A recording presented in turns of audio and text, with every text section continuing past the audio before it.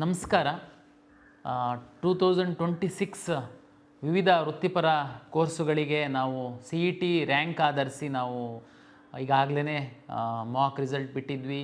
ಸಾಕಷ್ಟು ವಿದ್ಯಾರ್ಥಿಗಳು ತಮ್ಮ ಒಂದು ಲಕ್ಕನ್ನು ಚೆಕ್ ಮಾಡ್ಕೊಂಡು ಯಾವುದು ಮಿಸ್ ಆಗಿತ್ತು ಮೇಲೆ ಕೆಳಗೆ ಕಾಲೇಜ್ ಮಾಡಿದ್ರಿ. ಈಗಾಗಲೇ ಪ್ರಾವಿಷನಲ್ ರಿಸಲ್ಟನ್ನು ಪಬ್ಲಿಷ್ ಮಾಡಿದ್ವಿ. ತಾವು ಯಾರಾದರೂ ಆಕ್ಷೇಪಣೆಗಳೇನಾದರೂ ಇದ್ದರೆ, ತಾಂತ್ರಿಕವಾಗಿ ಏನಾದರೂ ಸಮಸ್ಯೆ ಆಗಿದ್ದರೆ ಕೊಡಿ ಅಂತ ಹೇಳಿದ್ವಿ. ತಾವು ಕೊಟ್ಟಂಥದ್ದನ್ನು ಪರಿಶೀಲನೆ ಮಾಡಿದ್ದೀವಿ. ಅದರ ಆಧಾರದ ಮೇಲೆ ಈಗ ಅಂತಿಮ ಫಲಿತಾಂಶವನ್ನು ನಾವು ಪ್ರಕಟಿಸಿದ್ದೀವಿ. ಇನ್ನು ಮೆಡಿಕಲ್, ಡೆಂಟಲ್, ಆಯುಷ್ ಕೌನ್ಸಿಲಿಂಗ್ ನಾವು ಶುರು ಮಾಡಿಲ್ಲ. ಅಂದರೆ ಪ್ರತಿ ವರ್ಷದಂತೆ ಕೌನ್ಸಿಲಿಂಗ್ ಜೊತೆ ಸೀಟನ್ನು ಹಾಕಿಲ್ಲ. ಕೆಲವು ಫಾರ್ಮಸಿ ಕೋರ್ಸ್ಗಳು ಸಹ ನಾವು ಸೀಟ್ ಮ್ಯಾಟ್ರಿಕ್ಸ್ ಬರಲಿಲ್ಲ, ಹಂಗಾಗಿ B ಮತ್ತು D ಹಾಕಲಿಲ್ಲ.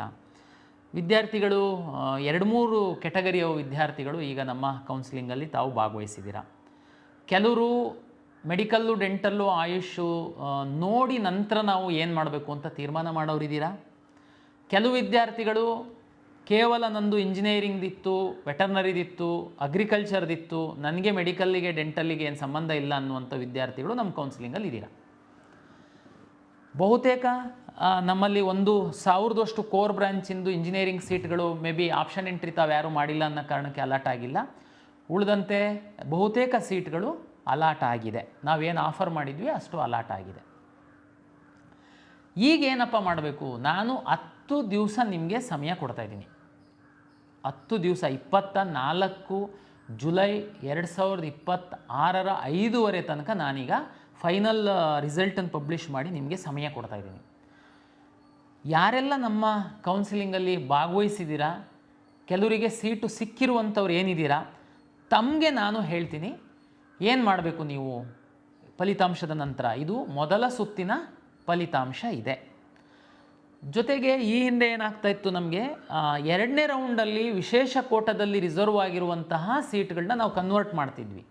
ಈ ಬಾರಿ ನಾವು ಸರ್ಕಾರದಲ್ಲಿ ಆರಂಭದಿಂದನೂ ಇದು ಚರ್ಚೆ ಮಾಡಿ ಮೊದಲ ಸುತ್ತಿನಲ್ಲೇ ನಾವು ಕನ್ವರ್ಟ್ ಮಾಡಿದ್ವಿ. ಸ್ಪೋರ್ಟ್ಸಿಗೆ ಸಂಬಂಧಪಟ್ಟಂಥದ್ದು ರಿವೈಸ್ಡ್ ಲಿಸ್ಟ್ ಆಗಿದ್ದಕ್ಕೋಸ್ಕರ ನಾವು ಸ್ಪೋರ್ಟ್ಸನ್ನು ಮಾತ್ರ ತೆಗೆದಿಟ್ಟಿದ್ದೀವಿ. ಉಳಿದಂತಹ ಎಲ್ಲ ಕೆಟಗರಿಯ ಎಲ್ಲ ವಿಶೇಷ ಕೆಟಗರಿ ಸೀಟ್ಗಳನ್ನ ಉಳಿದ್ರೆ ಫಸ್ಟು ಅಲಾಟ್ ಮಾಡುವಾಗ ಮ್ಯಾಕ್ಸಿಮಮ್ಮು ಏನು ವಿಶೇಷ ಕೆಟಗರಿ ವಿದ್ಯಾರ್ಥಿಗಳಿದ್ದಾರೆ ಅವ್ರುಗಳಿಗೆ ಹಂಚಿಕೆ ಮಾಡಲಾಗುತ್ತೆ. ಮಾಡಿ ಸಹ ಇನ್ನೂ ಏನಾದರೂ ಸೀಟ್ ಉಳಿತು ಅಂತಂದರೆ ಅದನ್ನು ನಾವು ಕನ್ವರ್ಟ್ ಮಾಡಿ ಅಲಾಟ್ ಮಾಡಿದ್ವಿ. ಓಕೆ, ಇದು ನಮ್ಮ ಒಂದು ಫಲಿತಾಂಶ ಪ್ರಕಟ ಆಗಿರೋ ಹಿನ್ನೆಲೆ ನಾನು ನಿಮಗೆ ಹೇಳಿದ್ದೀನಿ. ಈಗ ನಾನು ಹೇಳ್ತೀನಿ ಸೀಟು ಸಿಕ್ಕಿರುವಂತಹ ವಿದ್ಯಾರ್ಥಿಗಳು ಏನಪ್ಪ ಮಾಡಬೇಕು ನೋಡಿ. ನಾಳೆಯಿಂದ ನಿಮಗೆ ಫಲಿತಾಂಶ ಆದಮೇಲೆ 4 ಚಾಯ್ಸ್ಗಳು ನಿಮ್ಮ ಲಾಗಿನ್ನಲ್ಲಿ ಹೋದರೆ 4 ಚಾಯ್ಸ್ಗಳು ಡಿಸ್ಪ್ಲೇ ಆಗುತ್ತೆ. Choice 1, choice 2, choice 3, choice 4. Choice 1 ಏನಪ್ಪ? ಚಾಯ್ಸ್ 1 ಅಂದರೆ ನಾವು ಬ್ರೋಷರಲ್ಲಿ ಡಿಟೇಲಾಗಿ ನಾನು ಬರೆದಿದ್ದೀನಿ, ತಾವು ಓದಿರ್ತೀರ. ಯಾರು ಓದಿಲ್ಲ, ವಿಡಿಯೋ ನೋಡ್ತಾ ಇದ್ದೀರಾ, ತಮಗೆ ಅನುಕೂಲ ಆಗಲಿ ಅಂತ ನಾನು ಇನ್ನೊಂದು ಸರಿ ಹೇಳ್ತೀನಿ. ಈ ಕೌನ್ಸಿಲಿಂಗಲ್ಲಿ ತಾವು ಯಾವುದೋ ಒಂದು ಕಾಲೇಜನ್ನು ಆಪ್ಷನ್ ಫಸ್ಟ್ ಎಂಟ್ರಿ ಮಾಡಿದ್ರಿ. ಅಂದರೆ ನೀವು ಮೆಡಿಕಲ್ ಆಸ್ಪಿರೆಂಟ್ ಅಲ್ಲ, ಇಂಜಿನಿಯರಿಂಗ್ ಆಸ್ಪಿರೆಂಟ್ ಇದ್ದೀರಾ. ಯಾವುದೋ ಟಾಪ್ ಕಾಲೇಜಲ್ಲಿ ಟಾಪ್ ಬ್ರ್ಯಾಂಚ್ದು ನಿಮ್ಮ ಆಯ್ಕೆ ಇತ್ತು, ತಾವು ಚಾಯ್ಸ್ ಆಪ್ಷನ್ ಫಸ್ಟ್ ಎಂಟ್ರಿ ಮಾಡಿದ್ರಿ, ತಮ್ಗೆ ಅದೇ ಸೀಟ್ ಸಿಕ್ಕಿದೆ. ನಿಮ್ಮದು 2ನೇ ವಿಚಾರನೇ ಇಲ್ಲ.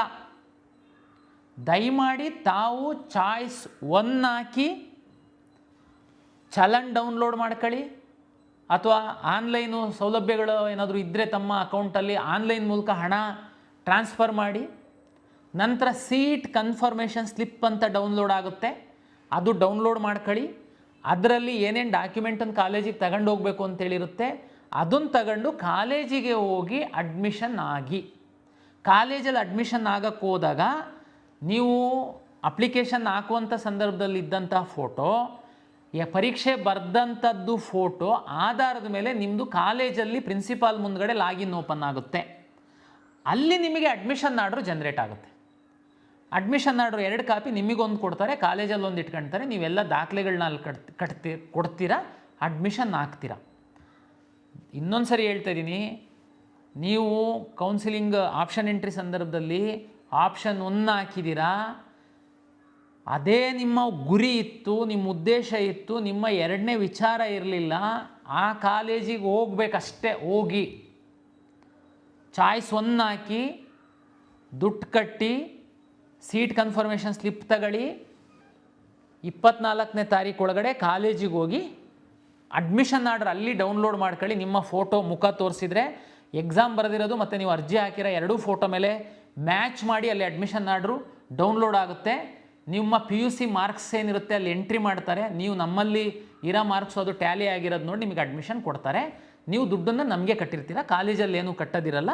ಇಂಜಿನಿಯರಿಂಗ್ ಆಯಿತು ಅಂತಂದರೆ ನೀವು ಸ್ಕಿಲ್ ಲ್ಯಾಬ್ ಫೀಸ್ ಅಂತ ಕೆಲವು ಕಾಲೇಜದು VTU ವೆಬ್ಸೈಟಲ್ಲಿ ಯಾವ್ಯಾವ ಕಾಲೇಜಲ್ಲಿ ಎಷ್ಟೆಷ್ಟು ಸ್ಕಿಲ್ ಲ್ಯಾಬ್ ಫೀಸನ್ನು ಮಾತ್ರ ತಗೊಳ್ಬೇಕು ಅಂತನ್ನುವಂಥದ್ದಿದೆ. ಅದನ್ನು ತಾವು ನೋಡ್ಕೊಳ್ಳಿ, ಅಷ್ಟು ಮಾತ್ರ ಅಲ್ಲಿ ಕಟ್ಟೋದಿರುತ್ತೆ. ಹಾಸ್ಟೆಲ್ಲು ಅದೆಲ್ಲ ಆಪ್ಷನಲ್ ಇರುತ್ತೆ, ಅದು ನಿಮಗೆ ಬಿಟ್ಟಂಥದ್ದು. ಕಾಲೇಜು ನಿಮಗೆ ಪ್ರಾಚಾರ್ಯರು ಪ್ರಾಂಶುಪಾಲರೇನಿದ್ದಾರೆ ಅವ್ರು ನಿಮಗೆ ಕ್ಲಿಯರಾಗಿ ಎಕ್ಸ್ಪ್ಲೈನ್ ಮಾಡ್ತಾರೆ. ಇದು ಇಂಜಿನಿಯರಿಂಗಿಗೆ. ಅದೇ ರೀತಿ ಯಾವುದೋ ಒಬ್ಬ ವಿದ್ಯಾರ್ಥಿ ವೆಟರ್ನರಿ ಫಸ್ಟ್ ಆಪ್ಷನ್ ಎಂಟ್ರಿ ಮಾಡಿದ್ದಾನೆ, ವೆಟರ್ನರಿ ಸಿಗುತ್ತೆ, ಚಾಯ್ಸ್ 1 ಹಾಕಿ ದುಡ್ಡು ಕಟ್ಟಿ ಕಾಲೇಜಿಗೆ ಹೋಗಿ. ಅದೇ ರೀತಿ ಎಲ್ಲ ಕೋರ್ಸ್ಗಳಿಗೆ ಆಗುತ್ತೆ. ಕೋರ್ಸ್ ಫೀಸ್ ಏನು ನಿಗದಿ ಆಗಿರುತ್ತೆ ಅದನ್ನು ಮಾತ್ರ ನೀವು ನಮಗೇ ಕಟ್ಟಿರ್ತೀರ. ಕೋರ್ಸ್ ಫೀಸನ್ನು ಮತ್ತೆ ಕಾಲೇಜಲ್ಲಿ ನಿಮಗೆ ತಗೊಳಲ್ಲ. ನೀವು ಅಲ್ಲಿ ಹೋದರೆ ನಿಮ್ಮ ಫೋಟೋ ಆಧರಿಸಿ ಅಡ್ಮಿಷನ್ ಆರ್ಡ್ರು ಡೌನ್ಲೋಡ್ ಮಾಡಿ ನಿಮ್ಮ ಮೂಲ ದಾಖಲೆಗಳನ್ನ ಅವರು ತೆಗೆದುಕೊಂಡು ನಿಮಗೆ ಅಡ್ಮಿಷನ್ ಕೊಡ್ತಾರೆ. ಕೆಲವು ವಿದ್ಯಾರ್ಥಿಗಳು ಮೆಡಿಕಲ್ ಆಸ್ಪಿರೆಂಟ್ ಇದ್ದೀರಾ, ಈಗ ಮೆಡಿಕಲ್ಸ್ ಮುಂದೊಂದಿನ ರ್ಯಾಂಕ್ ಚೆನ್ನಾಗಿ ಬರದೆ ನನಗೆ ಮೆಡಿಕಲ್ ಸೀಟ್ ಸಿಕ್ಕಿಲ್ಲ ಅಂತಂದರೆ ನಾನು ವೆಟರ್ನರಿಗೋ ಅಗ್ರಿಕಲ್ಚರಿಗೋ ಇಂಜಿನಿಯರಿಂಗೋ ಹೋಗಬೇಕು ಅಂತ ನಿಮ್ಮ ತಲೆ ಒಳಗಡೆ ಇದೆ. ನಿಮಗೆ ಈಗ ಯಾವುದೋ ಒಂದು ಸಿಕ್ಕಿದೆ, ಅದು ಆಪ್ಷನ್ ಒಂದೇ ಹಾಕಿದ್ದೇನೆ ಸಿಕ್ಕಿರ್ಬೋದು ನಿಮಗೆ. ಆದರೆ ನಿಮ್ಮದು ಪ್ರಿಯಾರಿಟಿ ಇಂಜಿನಿಯರಿಂಗ್ ಅಲ್ಲ, ವೆಟರ್ನರಿ ಅಲ್ಲ, ನಿಮ್ಮ ಪ್ರಿಯಾರಿಟಿ ಬಂದು ಮೆಡಿಕಲ್ ಇದೆ. ದಯಮಾಡಿ ನಿಮಗೆ ಹೇಳುವಂಥದ್ದು, ನೀವು ಚಾಯ್ಸ್ 1 ಹಾಕಬೇಡಿ, ನೀವು ಚಾಯ್ಸ್ 2 ಹಾಕಿ. ಚಾಯ್ಸ್ 2 ಅಂತಂದ್ರೇನು? ನಾನು ಅವಾಗ ಹೇಳಿದೆ, ಚಾಯ್ಸ್ 1 ಅಂದರೆ ನನಗೆ ಸಿಕ್ಕಿರುವಂತಹ ಸೀಟು 100% ಇಷ್ಟ ಇದೆ, ನಾನು ಮುಂದಿನ ಯಾವುದೇ ಕೌನ್ಸಿಲಿಂಗ್ ರೌಂಡ್ಗಳಲ್ಲಿ ಯಾವುದೇ ಮೆಡಿಕಲ್ ಡೆಂಟಲ್ ಕೌನ್ಸಿಲಿಂಗಲ್ಲಿ ನಾನು ಭಾಗವಹಿಸುವಂಥದ್ದಕ್ಕೆ ಇಚ್ಛೆ ಪಡಲ್ಲ, ನಾನು ಚಾಯ್ಸ್ 1 ಹಾಕ್ತಾಯಿದ್ದೀನಿ, ನಾನು ಕಾಲೇಜಿಗೆ ಹೋಗಿ ಅಡ್ಮಿಷನ್ ಹಾಕ್ತೀನಿ ಎನ್ನುವಂಥವ್ರಿಗಿರುವಂಥದ್ದು ಚಾಯ್ಸ್ 1. ಚಾಯ್ಸ್ 2 ಅಂತಂದರೆ ಈಗ ಸಿಕ್ಕಿರುವಂತಹ ಸೀಟನ್ನು ನಾನು ಹೋಲ್ಡ್ ಮಾಡ್ತೀನಿ, ಈ ಸೀಟು ನನಗೆ ಬೇಕು, ಆದರೆ ಮುಂದಿನ ರೌಂಡಿಗೆ ನಾನು ಭಾಗವಹಿಸ್ತೀನಿ, ಅಲ್ಲಿ ಇದಕ್ಕಿಂತ ಉತ್ತಮವಾಗಿರುವಂತಹ ಸೀಟು ನನಗೆ ಸಿಕ್ಕುವಂತಹ ಸಾಧ್ಯತೆ ಇರ್ಬೋದು, ಇಲ್ಲ ಸಿಗಬಹುದು, ನಾನು ವೆಯ್ಟ್ ಮಾಡ್ತೀನಿ. ನೀವು ಚಾಯ್ಸ್ 2 ಹಾಕಬೇಕು. ಯಾರು? ಉದಾಹರಣೆಗೆ ನಾನು ಅವಾಗ ಹೇಳಿದೆ, ನೀವು ಆಪ್ಷನ್ 1 ಹಾಕಿರೋರಿಗೇ ನಿಮಗೆ, ನೀವು ಅಂದರೆ ಮೆರಿಟೋರಿಯಸ್ ಇದ್ದೀರಾ, ಈಗ ವೆಟರ್ನರಿ ಬೆಂಗಳೂರು ಕಾಲೇಜ್ ಹಾಕಿದ್ದೀರಾ, ಆಪ್ಷನ್ 1 ಸಿಕ್ಕಿದೆ ನಿಮಗೆ, ಆದರೂ ಹೋಲ್ಡ್ ಮಾಡ್ಬೋದಾ? ಹೌದು, ಹೋಲ್ಡ್ ಮಾಡ್ಬೋದು. ಚಾಯ್ಸ್ 2 ಹಾಕಿ. ಯಾಕೆ ಅಂತಂದರೆ ನಿಮ್ಮದು ಉದ್ದೇಶ ಮೆಡಿಕಲ್ ಇದ್ದರೆ, ಡೆಂಟಲ್ ಇದ್ದರೆ, ಆಯುಷ್ ಇದ್ದರೆ ಹೋಲ್ಡ್ ಮಾಡ್ತೀರಾ. ಸರ್ ಹೆಂಗೆ ವರ್ಕ್ ಆಗುತ್ತೆ ನೆಕ್ಸ್ಟು ನೋಡಿ, ನೆಕ್ಸ್ಟ್ ರೌಂಡಲ್ಲಿ ನಾನು ಮೆಡಿಕಲ್ ಸೀಟು ಮ್ಯಾಟ್ರಿಕ್ಸನ್ನು ನಾನು ತಗೊಂಡಾಗ ಮೆಡಿಕಲ್ ಎಲ್ಲ ಕಾಲೇಜ್ಗಳನ್ನ ನೀವು ಚಾಯ್ಸ್ 2 ಹಾಕಿದರೆ ಆ ಸೀಟಂತೂ ನಿಮಗೆ ಕನ್ಫರ್ಮ್ ಇರುತ್ತೆ. ಅದಕ್ಕಿಂತ ಮೇಲ್ಗಡೆ ನೀವು ಯಾವುದೇ ಕಾಲೇಜ್ಗಳನ್ನು ಎಂಟ್ರಿ ಮಾಡುವಂಥದ್ದಕ್ಕೆ ಅವಕಾಶವನ್ನು ನಾವು ಕೊಡ್ತೀವಿ. ಆವಾಗ ಉದಾಹರಣೆಗೆ ಇದು ಆಪ್ಷನ್ 1 ಹಾಕಿದ್ದೂ ಮುಂದೆ ಬರುವಂಥವ್ರು, ಕೆಲವ್ರದ್ದು ಚಾಯ್ಸ್ 2 ಮತ್ತೂ ಯಾರು ಹಾಕಬೇಕು ಅಂತ ಹೇಳ್ತೀನಿ. ಉದಾಹರಣೆಗೆ ನಿಮಗೆ 100 ಆಪ್ಷನ್ ಎಂಟ್ರಿ ಮಾಡಿದ್ದೀರಾ ನಿಮ್ಮ ಫಸ್ಟ್ ರೌಂಡಲ್ಲಿ, ನಿಮಗೆ ಒಂದು 28ನೇ ಆಪ್ಷನ್ನಿನ ಕಾಲೇಜು ಸಿಕ್ಕಿದೆ. ನೀವು ಮೆಡಿಕಲ್ ಆಸ್ಪಿರೆಂಟ್ ಇರ್ಬೋದು, ಇಲ್ಲದೆ ಇರ್ಬೋದು, ಆದರೆ 28ನೇ ಸಿಕ್ಕಿದೆ. ಆ್ಯಕ್ಚುಲಿ ನಿಮ್ಮ ಒಂದು ಪ್ರಿಯಾರಿಟಿ ಏನಿದೆ, ಇನ್ನೂ 27 ಕಾಲೇಜುಗಳು ಮೇಲ್ಗಡೆ ಇದ್ದಾವೆ, ಅಂದರೆ ತುಂಬ ಒಳ್ಳೆ ಕಾಲೇಜು, ಅದು ಸಿಕ್ಕಿದ್ರೆ ಹೋಗಬೇಕು ಅನ್ನುವಂಥದ್ದು ಆ್ಯಕ್ಚುಲಿ ನಿಮ್ಮ ಆಸೆ. 28 ಸಿಕ್ಕಿಬಿಟ್ಟಿದೆ. ಸರ್ ನಾನು ಏನು ಮಾಡಬೇಕು? ಚಾಯ್ಸ್ 1 ಹಾಕಿ ಹೋಗ್ಬೇಕಾ? ನೋಡಿ, 28ನೇದು ಸಿಕ್ಕಿರುವಂಥದ್ದೇನೇ ನಿನಗೆ ತೃಪ್ತಿ ಇದೆ ಅಂತಂದರೆ ಚಾಯ್ಸ್ 1 ಹಾಕಿ ಹೋಗು. ನಿನ್ನ ಪ್ರಿಯಾರಿಟಿ ಚೆಕ್ ಮಾಡ್ತು ಅಂತಂದರೆ ನಿನಗೆ ಅದು ಖಂಡಿತ ಅದು ನಿನ್ನ ಮೊದಲ ಪ್ರಿಯಾರಿಟಿ ಏನಲ್ಲ, ಅದು 28ನೇ ಪ್ರಿಯಾರಿಟಿ. ಮೊದಲ ಇನ್ನೂ 27 ಪ್ರಿಯಾರಿಟಿಗಳಿದ್ದಾವೆ. ನನಗೆ ನಿಮಗೆ ರಿಕ್ವೆಸ್ಟ್ ಏನಂತಂದರೆ, ನೀವು ವೆಯ್ಟ್ ಮಾಡುವಂಥದ್ದು ಒಳ್ಳೆಯದು. ಅಂದರೆ ನೀವು ಸಹ ಚಾಯ್ಸ್ 2 ಹಾಕ್ಬೋದು. ಏನು ಚಾಯ್ಸ್ 2? 28ಕ್ಕೆ ನಿಮಗೆ ಸಿಕ್ಕಿರುವಂಥ ಕಾಲೇಜ್ ಏನಿದೆ ಅದು ನಿಮಗೆ ಫಿಕ್ಸ್. 28 ನಿಮಗೋಸ್ಕರ ರಿಸರ್ವ್ ಆಯಿತು. ಕೆಳಗಡೆ ಇರೋ ಎಲ್ಲ ನಿಮ್ಮ ಖಾತೆನಲ್ಲಿರುವಂಥದ್ದೆಲ್ಲ ಡಿಲೀಟ್ ಆಗಿ ಹೋಗುತ್ತೆ. 28 ನಿಮಗೆ ಹೋಲ್ಡ್ ಆಗಿದೆ. 1ರಿಂದ 27 ಮೇಲ್ಗಡೆ ಇರುವಂಥ ಬ್ರಾಂಚಸ್ಸು ಕಾಲೇಜಸ್ಸು ಇರುತ್ತೆ. ನೀವು ನೆಕ್ಸ್ಟು ಸೆಕೆಂಡ್ ರೌಂಡಿಗೆ ಬರ್ಬೋದು. ಸೆಕೆಂಡ್ ರೌಂಡಲ್ಲಿ 1ರಿಂದ 27 ಕಾಲೇಜ್ಗಳೇನಿದೆ ಅದನ್ನು ರೀಅರೇಂಜ್ ಮಾಡ್ಬೋದು, ಡಿಲೀಟ್ ಮಾಡ್ಬೋದು. ಒಂದು ವೇಳೆ ನಿಮಗೆ ಮೆಡಿಕಲ್ ರ್ಯಾಂಕ್ ಇತ್ತು ಅಂತಂದರೆ ಮೆಡಿಕಲ್ ಡೆಂಟಲ್ ಆಯುಷ್ ಸೀಟ್ಗಳನ್ನ ತಗೊಂಡು ಬಂದು ಅಲ್ಲಿ ಹಾಕ್ಬೋದು. ಫಾರ್ಮಾ ಡಿ ಮತ್ತು ಬಿ ಫಾರ್ಮಸಿಗೆ ಸಂಬಂಧಪಟ್ಟ ಸೀಟ್ ಮ್ಯಾಟ್ರಿಕ್ಸ್ ಯಾವುದಾದ್ರೂ ಬಂತು ಅಂದರೆ ಅದನ್ನು ತಗೊಂಡು ಬಂದು ಮೇಲ್ಗಡೆ ಹಾಕ್ಬೋದು. ಸೆಕೆಂಡ್ ರೌಂಡನ್ನು ನಾನು ರಿಸಲ್ಟನ್ನು ರನ್ ಮಾಡಿದಾಗ ನಿಮಗೆ 28 ಏನು ಸಿಕ್ಕಿದೆ ಅಲ್ವಾ ಸೀಟು, ಈಗ ಹೋಲ್ಡ್ ಮಾಡಿದ್ದೀರಾ ಫಸ್ಟ್ ರೌಂಡಲ್ಲಿ ಚಾಯ್ಸ್ 2 ಹಾಕಿ, ಆ ಸೀಟು ನಿಮಗೆ ಖಾತ್ರಿಯಾಗಿರುತ್ತೆ. ಸೆಕೆಂಡ್ ರೌಂಡಲ್ಲಿ ರಿಸಲ್ಟ್ ರನ್ ಮಾಡುವಂತಹ ಸಂದರ್ಭದಲ್ಲಿ ನೀವು 1ರಿಂದ 27 ಕಾಲೇಜಲ್ಲಿ ಕೆಲವು ಡಿಲೀಟ್ ಮಾಡಿರ್ಬೋದು, ಇಲ್ಲ ಹಾಗೇನೇ ಇಟ್ಟಿರ್ಬೋದು. ನೀವು ಮೆಡಿಕಲ್ ರ್ಯಾಂಕ್ ಇದ್ದರೆ ಮೆಡಿಕಲ್ಲು ತಂದು ಹಾಕಿರ್ಬೋದು, ನೀವು ಅವಾಗ ಇನ್ನೊಂದು 100 ತನಕನೂ ಬೇಕಾದರೆ ಮೇಲ್ಗಡೆ ಆಗಿರ್ಬೋದು. ಈಗ ನಿಮ್ಮ ರ್ಯಾಂಕು ನಿಮ್ಮ ಮೀಸಲಾತಿಗೆ ಸಂಬಂಧಪಟ್ಟಂತೆ ನೀವು ಮೇಲ್ಗಡೆ ಹೋಗಬಹುದು. ಮೇಲ್ಗಡೆ ಅಂದರೆ 28 ನೀವು ಹೋಲ್ಡ್ ಮಾಡಿರೋ ಸೀಟ್ಗಿಂತ ಮೇಲ್ಗಡೆ ನಿಮ್ಮ ಆಪ್ಷನ್ಗಳು ಏನು ಹಾಕಿರ್ತೀರಾ ಅಲ್ಲಿಗೆ ನೀವು ಶಿಫ್ಟ್ ಆಗುವಂತಹ ಸಾಧ್ಯತೆಗಳಿರುತ್ತೆ. ನಿಮ್ಮ ರ್ಯಾಂಕು ಚೆನ್ನಾಗಿದ್ದು ಅಲ್ಲಿ ಸೀಟ್ಗಳು ಅವೈಲಬಲ್ ಇತ್ತು ಅಂತಂದಾಗ ಆವಾಗ ಈ 28 ನೀವೇನು ಫಸ್ಟ್ ರೌಂಡಲ್ಲಿ ಹೋಲ್ಡ್ ಮಾಡಿದ್ರಿ ಅಲ್ವಾ, ಆ ಸೀಟು ಆಟೋಮೆಟಿಕ್ಕಾಗಿ ನಿಮ್ಮಿಂದ ಹೋಗಿ ಬೇರೆಯವರಿಗೆ ಅಲಾಟ್ ಆಗುತ್ತೆ. ಕಳೆದ ವರ್ಷ ನಾನು ವಿದ್ಯಾರ್ಥಿಗಳಿಗೆ ನೋಡಿದ್ದೀನಿ, ಹೋಲ್ಡ್ ಮಾಡಿದ್ದೀರಾ, ಆಮೇಲೆ ನೆಕ್ಸ್ಟು ಅದೇ ಸೀಟ್ ಕೆಲವರಿಗೆ ಸಿಕ್ಕಿದೆ, ಅದೇನು ಮಾಡಲಿಕ್ಕಾಗಲ್ಲ, ನಿಮ್ಮದು ಅಂದರೆ ಇಂಪ್ರೂವ್ ಆಗಿಲ್ಲ ಅಂತ. ಕೆಲವರಿಗೆ ಮೇಲ್ಗಡೆ ಸೀಟ್ ಸಿಕ್ಬಿಟ್ಟಿದೆ. ಆವಾಗ ನಮ್ಮ ಹತ್ರ ಬರೋದು, ಇಲ್ಲ ನನಗೆ ಅದು ಹಳೇದೇ ಸೀಟ್ ಬೇಕು, ಮೇಲ್ಗಡೆ ಸೀಟ್ ಚೆನ್ನಾಗಿಲ್ಲ. ಮೇಲ್ಗಡೆ ಸೀಟ್ ಚೆನ್ನಾಗಿಲ್ಲ ಅಂದರೆ ಹಾಕಿದ್ದವ್ರು ಯಾರು? ನೀವೇ ಹಾಕಿರ್ತೀರ. ಅದಕ್ಕೇ ನೀವು ಚೆನ್ನಾಗಿರೋದನ್ನು ಇಟ್ಕೊಳ್ಳೋದಕ್ಕೆ ಅವಕಾಶ ಇದೆ, ಚೆನ್ನಾಗಿಲ್ಲದನ್ನ ಡಿಲೀಟ್ ಮಾಡೋದಕ್ಕೆ ಅವಕಾಶ ಇದೆ, ಬೇಕಾದರೆ ತಾವು ಮಾಡಿ. ಆದರೆ ಸೆಕೆಂಡ್ ರೌಂಡಲ್ಲಿ ಒಂದು ವೇಳೆ ನಿಮ್ಮ ಲಾಗಿನ್ನಲ್ಲಿ ನೀವು ಹೋಲ್ಡ್ ಮಾಡಿರೋ ಸೀಟ್ಗಿಂತ ಮೇಲ್ಗಡೆ ಸೀಟ್ ಏನಾದರೂ ಸಿಕ್ಕಿದರೆ ಆಟೋಮೆಟಿಕ್ಕಾಗಿ ಈ ಸೀಟು ನಿಮ್ಮಿಂದ ತಪ್ಪಿ ಹೋಗುತ್ತೆ, ಬೇರೆಯವರಿಗೆ ಅಲರ್ಟ್ ಆಗುತ್ತೆ. ಫಲಿತಾಂಶ ಪ್ರಕಟ ಆದಮೇಲೆ ವಾಪಸ್ ಬಂದು ನನಗೆ ಆ ಸೀಟ್ ಬೇಕು ಅಂದರೆ ಸಿಗಲ್ಲ. ಇದು ಚಾಯ್ಸ್ 2ದವರಿಗೆ. ಚಾಯ್ಸ್ 2 ಏನು ಅಂತಂತ ಹೇಳಿದರೆ ಅರ್ಥ ಆಗಿದೆ. ಚಾಯ್ಸ್ 3 4 ಚಾಯ್ಸ್ ಅಂತ ಹೇಳಿದ್ದೀನಿ, 1 ಹೇಳಿದ್ದೀನಿ, 2 ಹೇಳಿದ್ದೀನಿ. ಚಾಯ್ಸ್ 3 ಅಂತಂದರೆ ನೀವು 100 ಆಪ್ಷನ್ ಎಂಟ್ರಿ ಮಾಡಿದ್ದೀರಾ, ಈಗ ನಿಮಗೆ 90ನೇದೊಂದು ಕಾಲೇಜ್ ಅಲಾಟ್ ಆಗಿದೆ. ಆ ಕಾಲೇಜ್ ನಿಮಗೆ ಇಷ್ಟ ಇಲ್ಲ, ಹೋಲ್ಡ್ ಮಾಡಿ ಇಟ್ಕೊಂಡು ನಾನು ಏನು ಮಾಡಬೇಕಾಗಿಲ್ಲ. ಯಾಕೆಂದರೆ ಹೋಲ್ಡ್ ಮಾಡಿರೋದು ಹೆಂಗಿರುತ್ತೆ ಅಂತಂದರೆ ನಿಮಗೆ ಮೇಲ್ಗಡೆ ಅಪ್ಗ್ರೇಡ್ ಆಗಿಲ್ಲ ಅಂತಂದರೆ ಅದು ಫಿಕ್ಸ್ ಆಗಿಬಿಡುತ್ತೆ. ನಿಮಗೆ ಸೆಕೆಂಡ್ ರೌಂಡಲ್ಲಿ ನೀವು ಹೋಗಲೇಬೇಕಾಗುತ್ತೆ ಕಾಲೇಜಿಗೆ. ಆದರೆ ಆ ಕಾಲೇಜೇ ನಿಮಗೆ ಇಷ್ಟ ಇಲ್ಲ, ನೀವು ಹಾಕ್ಬಿಟ್ಟಿದ್ರೆ ಅಲಾಟ್ ಆಗಿದೆ. ಅಂಥ ಸಂದರ್ಭದಲ್ಲಿ ನೀವು ಆವಾಗ ಚಾಯ್ಸ್ 2 ಹಾಕಿ ಹೋಲ್ಡ್ ಮಾಡಿದಾಗ ಏನಾಗುತ್ತೆ, ನಾನು ಅವಾಗ ಹೇಳಿದೆ ಅಲ್ಲ, 28ನೇ ಕಾಲೇಜ್ ಅಲಾಟ್ ಆಗಿದ್ದು ನೀವು ಅದನ್ನು ಹೋಲ್ಡ್ ಮಾಡಿದಾಗ 29ರಿಂದ ಇರೋದೆಲ್ಲ ನಿಮ್ಮ ಲಾಗಿನಿಂದ ಡಿಲೀಟ್ ಆಗಿ ಹೋಗ್ಬಿಡುತ್ತೆ. ಮೇಲಿಂದ ಇರುವಂಥದ್ದು ಮಾತ್ರ 27ರ ತನಕ ಇರುತ್ತೆ. ಬಟ್ ಚಾಯ್ಸ್ 3 ಹಾಕಿದರೆ ನನಗೆ ಹೇಳ್ದಂಗೆ 100 ಆಪ್ಷನ್ ಎಂಟ್ರಿ ಮಾಡಿದ್ದೀರಾ, ನಿಮಗೆ 98ನೇ ಕಾಲೇಜ್ ಅಲಾಟ್ ಆಗಿದೆ. ಈಗ ನೀವು ಅಕಸ್ಮಾತು 98ನೇ ಕಾಲೇಜು ತುಂಬ ಚೆನ್ನಾಗಿಲ್ಲ, ನಿಮಗೆ ಇಷ್ಟನೇ ಇಲ್ಲ, ಏನೋ ಹಾಕುವಾಗ ಹಾಕ್ಬಿಟ್ಟಿದೆ, ಸಿಕ್ಕಿದೆ, ನಾನು ಹೋಲ್ಡ್ ಮಾಡಿ ನಮ್ಮ ಗ್ರಾಚಾರಕ್ಕೆ ಏನಾದ್ರು ನೆಕ್ಸ್ಟ್ ರೌಂಡಲ್ಲಿ ಅದೇ ಸಿಕ್ಬಿಡ್ತು ಅಂತಂದರೆ ಕಷ್ಟ ಆಗುತ್ತೆ ಅಂತ ನಿಮ್ಮ ತಲೆ ಒಳಗಡೆ ಇದ್ದರೆ ಚಾಯ್ಸ್ 3 ಹಾಕಿ. ಚಾಯ್ಸ್ 3 ಅಂದರೆ ನಿಮಗೆ ಸಿಕ್ಕಿರುವಂತಹ 98ನೇ ಸೀರಿಯಲ್ ನಂಬರಿನ ಕಾಲೇಜು ನಿಮ್ಮ ಲಾಗಿನ್ನಿಂದ ಡಿಲೀಟ್ ಆಗಿ ಹೋಗುತ್ತೆ. 100 ಆಪ್ಷನ್ನಲ್ಲಿ 98 ಸಿಕ್ಕಿತ್ತು, ಚಾಯ್ಸ್ 3 ಹಾಕಿದ್ದೀರಾ, ಅದು ಡಿಲೀಟ್ ಆಗಿ ಹೋಗಿದೆ. ಇನ್ನು ನಿಮ್ಮ ಲಾಗಿನ್ ಒಳಗಡೆ 99 ಕಾಲೇಜು ಉಳಿಯುತ್ತೆ. ಸೆಕೆಂಡ್ ರೌಂಡಿಗೆ ಬಂದಾಗ ಈ 99 ಕಾಲೇಜಲ್ಲಿ ನೀವು ಮೇಲೆ ಕೆಳಗೆ ಮಾಡ್ಬೋದು, ಡಿಲೀಟ್ ಮಾಡ್ಬೋದು. ನಿಮ್ಮ ಮೆಡಿಕಲ್ ರ್ಯಾಂಕ್ ಇದ್ದರೆ ನೀಟ್ ರ್ಯಾಂಕ್ ಆಧರಿಸಿ ಅಲರ್ಟ್ ಮಾಡುವಂಥ ಸೀಟ್ಗಳನ್ನ ಸಹ ನೀವು ತಂದು ಹಾಕ್ಬೋದು. ಇದು ಚಾಯ್ಸ್ 3. ಚಾಯ್ಸ್ 4 ಅಂತ ಒಂದಿದೆ. ನೀವು ಒಂದು 100 ಆಪ್ಷನ್ ಎಂಟ್ರಿ ಮಾಡಿದ್ದೀರಾ, ನಿಮಗೆ ಯಾವುದೋ ಒಂದು 50-60 ಯಾವುದೋ ಒಂದು ಕಾಲೇಜ್ ಸಿಕ್ಕಿದೆ. ಆದರೆ ಈ ನಮ್ಮ ಕೌನ್ಸಿಲಿಂಗ್ ನಡೆಯುವ ಮಧ್ಯದಲ್ಲಿ ತಾವು ಲಾಂಗ್ ಟರ್ಮಿಗೆ ಹೋಗಿ ಕೂತಿದ್ದೀರಾ. ಈ ಕೌನ್ಸಿಲಿಂಗ್ ನಡೆಯುವ ಮಧ್ಯದಲ್ಲಿ ನಿಮ್ಮ ಮನೆಯವ್ರು ತಗೊಂಡು ನಿಮಗೆ ಮ್ಯಾನೇಜ್ಮೆಂಟಿಗೆ ಅಡ್ಮಿಷನ್ಸ್ ಮಾಡಿದ್ದಾರೆ.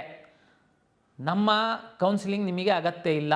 ಚಾಯ್ಸ್ 4 ಅಂದರೆ ನಾನು ಕೌನ್ಸಿಲಿಂಗಿಂದ ಎಕ್ಸಿಟ್ ಆಗ್ತೀನಿ, ನಾನು ಮುಂದುವರ್ಸಲ್ಲ ಕೌನ್ಸಿಲಿಂಗು ಅಂತ ಚಾಯ್ಸ್ 4 ಹಾಕಿದರೆ ನೀವು ಹೊರಗಡೆ ಹೋಗ್ತೀರಾ. ಈಗ ನಾನು ಏನು ಸೀಟ್ ಅಲಾಟ್ ಮಾಡಿದ್ದೀನಿ ಎಲ್ಲ ಕೋರ್ಸ್ಗಳಲ್ಲಿ, ನಾನು 24ನೇ ತಾರೀಕು ಸಂಜೆ 5:30 ತನಕ ನೀವು ಈ ಎಲ್ಲ 1 ಹಾಕಿ ಅಥವಾ 2 ಹಾಕಿ 3 ಹಾಕಿ 4 ಹಾಕಿ ನಿಮ್ಮ ಮನೆಯವ್ರ ಜೊತೆ ಕೂತ್ಕೊಂಡು ಚರ್ಚೆ ಮಾಡಿ ನೀವು ಚಾಯ್ಸ್ ಹಾಕಿ ಅಂತ ನಾನು ಹೇಳ್ತಾ ಇದ್ದೀನಿ. ಕೆಲವು ವಿದ್ಯಾರ್ಥಿಗಳು ಯಾವುದೂ ಚಾಯ್ಸ್ ಹಾಕಲ್ಲ. ಅವರಿಗೆಲ್ಲರಿಗೆ ನಾವು ಆಟೋಮೆಟಿಕ್ಕಾಗಿ ಚಾಯ್ಸ್ 4 ಮಾಡ್ತೀವಿ, ಅವರೆಲ್ಲರನ್ನೂ ಹೊರಗಡೆ ಹಾಕ್ತೀವಿ. ಓಕೆ, ಇದು ಚಾಯ್ಸ್ 1, 2, 3, 4ಗೆ ಸಂಬಂಧಪಟ್ಟಂತೆ ಹಿಂದಿನ ಒಂದು ನಮ್ಮ ಅನುಭವದ ಮೇಲೆ ವಿದ್ಯಾರ್ಥಿಗಳ ಹಿತದೃಷ್ಟಿಯಿಂದ ಕೆಲವು ಬದಲಾವಣೆಗಳನ್ನು ನಾವು ಮಾಡಿದ್ದೀವಿ. ಈ ಚಾಯ್ಸಿಗೆ ಸಂಬಂಧಪಟ್ಟಂತೆ ಏನಾಗ್ತಿತ್ತು ಏನು ಮಾಡ್ತಿತ್ತು ಅಂತ ಸಂಕ್ಷಿಪ್ತವಾಗಿ ಹೇಳೋದಾದರೆ, ಕೆಲವು ವಿದ್ಯಾರ್ಥಿಗಳು ಏನು ಮಾಡ್ತೀರಾ, ಚಾಯ್ಸ್ 2 ಹಾಕ್ಬಿಡ್ತೀರಾ, ಲಾಕ್ ಆಗಿಬಿಡುತ್ತೆ. ಆಮೇಲೆ ಮನೆಯವ್ರ ಹತ್ರ ಫ್ರೆಂಡ್ಸ್ ಹತ್ರ ಮಾತಾಡುವಾಗ ಇಲ್ಲ ಇಲ್ಲ ಅದು ಚೆನ್ನಾಗಿದೆ ಕಾಲೇಜು, ಚಾಯ್ಸ್ 1 ಹಾಕೋಗಿ ಅಡ್ಮಿಷನ್ ಆಗಬೇಕು ಅಂತ ಆಗಲ್ಲ. ಸಬ್ಮಿಟ್ ಮಾಡಿದ ಮೇಲೆ ಚಾಯ್ಸ್ 3 ಹಾಕ್ತೀರಾ, ಆಮೇಲೆ ಯಾರೋ ಹೇಳ್ತಾರೆ ಅದು ಯಾಕೆ ಚಾಯ್ಸ್ 3 ಹಾಕಿದೆ, ಆ ಕಾಲೇಜ್ ಚೆನ್ನಾಗಿತ್ತು, ನೀನು ಹೋಲ್ಡ್ ಮಾಡಿ ಹೋಗಬೇಕಾಗಿತ್ತು, ನೀನು ಚಾಯ್ಸ್ 2 ಹಾಕಬೇಕಾಗಿತ್ತು ಅಂತ ಸಬ್ಮಿಟ್ ಮಾಡಿದರೆ ಆಗಲ್ಲ.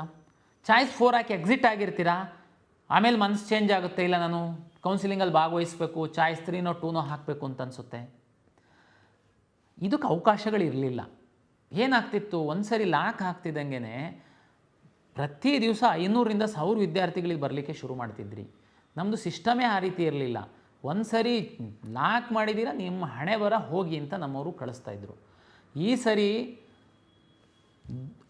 ಚಾಯ್ಸ್ 1 ಹಾಕಿ, ಇವತ್ತು ಚಾಯ್ಸ್ 1 ಹಾಕ್ತೀರಾ, ಚಲನ್ ಡೌನ್ಲೋಡ್ ಮಾಡ್ತೀರಾ, ದುಡ್ಡು ಇನ್ನೂ ಕಟ್ಟಿಲ್ಲ, ಮನ್ಸು ಚೇಂಜ್ ಆಗುತ್ತೆ ನಿಮ್ಮದು. ಮತ್ತೆ ಲಾಗಿನ್ ಆಗಿ ಚಾಯ್ಸ್ 2 ಹಾಕಿ, ಚಾಯ್ಸ್ 2 ಹಾಕಿದ್ದೀರಾ, ಮನೇಲಿದ್ದೀರಾ. 2 ದಿನ ಆದಮೇಲೆ ನಿಮ್ಮ ಮನೇಲಿ ಹೇಳ್ತಾರೆ ಇಲ್ಲ ನೀನು ಕಾಲೇಜಿಗೆ ಹೋಗಿ ಅಡ್ಮಿಷನ್ ಆಗಿಬಿಡು, ಅದೇ ಚೆನ್ನಾಗಿದೆಯಂತೆ ಅಂತ. ಆದರೆ ಚಾಯ್ಸ್ 2 ಹಾಕ್ಬಿಟ್ಟಿದ್ದೀರಾ, ಅಂದರೆ ಹೋಲ್ಡ್ ಮಾಡಿ ನಾನು ನೆಕ್ಸ್ಟ್ ರೌಂಡಿಗೆ ಬರ್ತೀನಿ ಅಂತ ಹಾಕಿದ್ದೀರಾ. ಬಟ್ 2 ದಿನ ಆದಮೇಲೆ ನಿಮ್ಮ ಮನಸ್ಸು ಚೇಂಜ್ ಆಗುತ್ತೆ, ಇಲ್ಲ ನಾನು ಚಾಯ್ಸ್ 1 ಹಾಕಿ ಕಾಲೇಜಿಗೆ ಹೋಗ್ತೀನಿ ಅಂತ.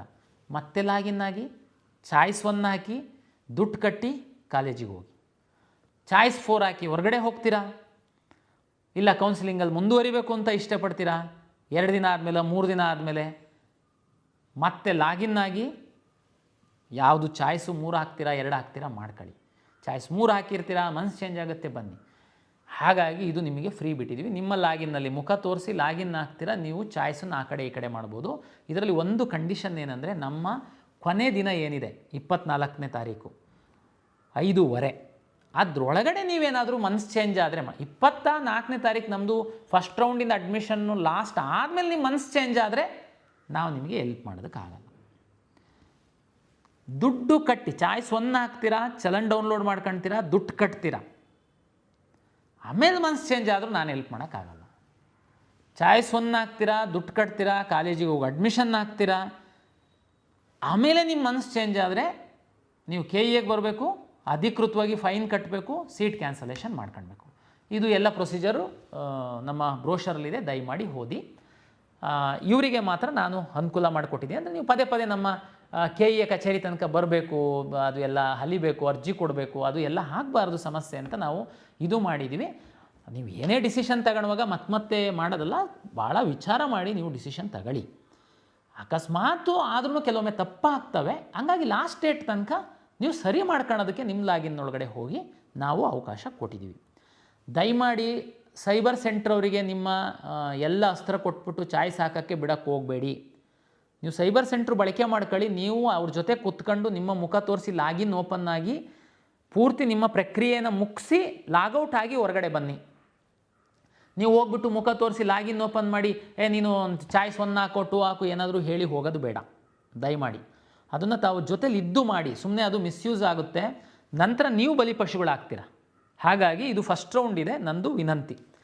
ಮೆಡಿಕಲ್ ಡೆಂಟಲ್ ಆಯುಷಿಗೆ ಹೋಗುವಂಥ ಅಭ್ಯರ್ಥಿಗಳು ಏನು ಫಸ್ಟ್ ರೌಂಡಲ್ಲಿ ಕಂಪಲ್ಸರಿ ಅಡ್ಮಿಷನ್ ಏನಿರಲ್ಲ, ಗಡಿಬಿಡಿನಲ್ಲಿ ಹೋಗಿ ಅಡ್ಮಿಷನ್ ಆಗಿ ಆಮೇಲೆ ಇಲ್ಲ ಸರ್ ನಾನು ಮೆಡಿಕಲ್ಲಿಗೆ ಹೋಗಬೇಕು ನನಗೆ ಅದೆಲ್ಲ ಮಾಡೋಕ್ಕೆ ಹೋಗಬೇಡಿ. ದಯಮಾಡಿ ನಮ್ಮ medical dental AYUSH NEET result ಇನ್ನೇನು ಸದ್ಯದಲ್ಲೇ ಬರುತ್ತೆ, ಸೀಟ್ ಮ್ಯಾಟ್ರಿಕ್ಸ್ ಬರುತ್ತೆ.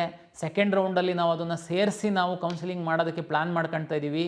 ಒಂದು ವೇಳೆ ನೀಟ್ ರ್ಯಾಂಕ್ ಇದ್ದು ನಿಮ್ಮ ಆದ್ಯತೆ ನೀಟ್ ರ್ಯಾಂಕ್ ಆಧರಿಸಿ ಇತ್ತು ಅಂತಂದರೆ ದಯಮಾಡಿ ಅಡ್ಮಿಷನ್ ಆಗಬೇಡಿ. ಅಡ್ಮಿಷನ್ ಆಗಿ ಮತ್ತೆ ಬರೋದು ಎಲ್ಲ ನಮಗೆ ಗೊಂದಲ ಆಗುತ್ತೆ, ನಿಮಗೆ ಸಹ ಟೆನ್ಷನ್ ಆಗುತ್ತೆ. ಯಾಕೆಂದರೆ ಇದನ್ನು ನಾವು ಕಂಪಲ್ಸರಿ ನಿಮಗೆ ಹೇಳ್ತಾ ಇಲ್ಲ. ಅಂಥವರು ದಯಮಾಡಿ ಚಾಯ್ಸ್ 2 ಹಾಕ್ಕೊಂಡು ವೆಯ್ಟ್ ಮಾಡಿ, ಏನು ಸಮಸ್ಯೆ ಆಗಲ್ಲ ನಿಮಗೆ. ಯಾಕೆಂದರೆ ಈಗ ಸಿಕ್ಕಿರೋದು ಬೆಸ್ಟ್ ಆಫ್ ದಿ ಬೆಸ್ಟ್ ಇದೆ. ಯಾಕೆಂದರೆ ನಾವು ಆಲ್ರೆಡಿ ಡಿ ಕ್ಯಾಟಗರೈಸೇಷನ್ ಮಾಡಿರೋದ್ರಿಂದ ತುಂಬ ಸೀಟ್ಗಳು ನಿಮಗೆ ಸಿಕ್ಕಿರುತ್ತೆ. ಆದ್ರೂ ಆಮೇಲೆ ಇನ್ನೊಂದು ಉದಾಹರಣೆಗೆ ಸರ್ ನನಗೆ 4ನೇ ಆಪ್ಷನ್ ಸೀಟ್ ಸಿಕ್ಕಿದೆ ಸರ್, ಇನ್ನೊಂದು 3 ಜಂಪ್ ಆಗ್ಬೋದಾ, ನಾನು ಮೇಲೆ ಹೋಗ್ಬೋದಾ?